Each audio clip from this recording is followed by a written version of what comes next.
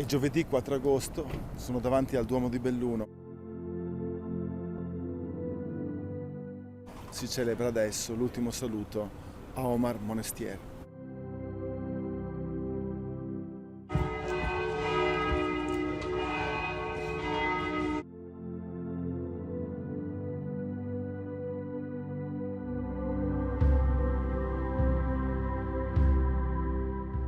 Come non pensare subito a questo direttore gentile?